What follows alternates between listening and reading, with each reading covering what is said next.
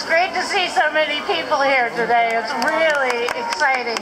Did you see the eagle fly over us before? Yeah. My name is Janice Kelble, and I live in Franklin, New Hampshire. I'm a mother, a grandmother, a retired postal worker, a New Hampshire resident who cares deeply about community and social justice. Before I became a postal worker, I worked at a really big warehouse and art store, and it was not unionized. I'll never forget the outrage and betrayal that I felt when I spent weeks training a new guy to work in the store, only to learn that when he walked in the door, he was earning more than I did after several years. Apparently, I was good enough to run the store, I was good enough to train the man, but I wasn't good enough to get the same pay. I also can't begin to describe the pain that I felt in trying to decide if there was any way that I could clean and bandage my young son's wound to avoid a hospital visit that I knew I could not afford. I was a single parent at the time, and I knew I could provide better for my kids. I didn't want to rely on the county, I didn't want to rely on the state for services. I wanted to be a contributing member of my community. Finally, I got a job working as a mail processing plant for the Postal Service. During the first week that I started, I joined the American Postal Workers Union. I won't say that it was easy because I worked the midnight shift for 29 years, but I had benefits like good health care and a livable wage to raise my family the way I wanted to.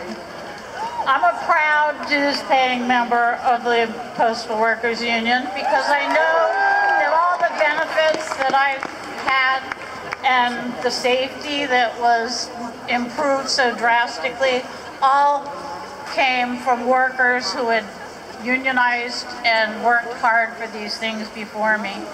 It took many years and many generations to finally create and enforce the laws that create a balance between employees and employers. Workers' rights didn't happen overnight. It was only a little more than 100 years ago that 123 women perished in New York City Triangle Shirtwaist Factory fire due to horribly unsafe working conditions. With every disaster came more outcry for workers' rights, and we cannot allow that progress to stop now, even if that's what Governor Sununu wants. Today, because we're able to join a union if we want, and we're able to collectively bargain for good wages, health care, safety, we are able to have a voice at the table.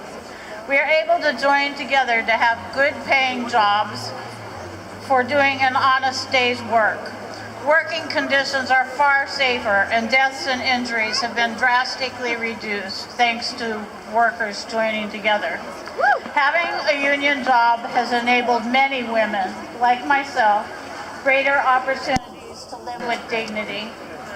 Nationally and here in New Hampshire, you may have heard about policies that are harmful to workers and unions, including the very deceptively named so-called right to work. This policy is being pushed by out-of-state, big money organizations, and it's just another way to hurt workers by creating a race to the bottom, a race we don't need. No one is ever forced to join a union, but everyone benefits from collective bargain, so a fair share payment may be required, but only if negotiated between the union and the employer. Alone, we are just one voice.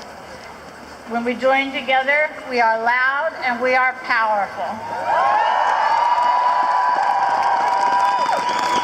Weakening unions by passing laws such as right to work is just an attempt to take power and money away from workers, which is why we need to stand with all workers for better safety, better wages, and better benefits.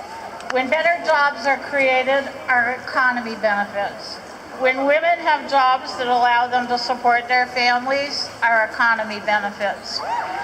When families have jobs that allow them to have flexible work hours, paid family leave, our economy benefits. I've been in a situation where my employer treated me unfairly. No one would hear me if I complained about a man making more money than I did.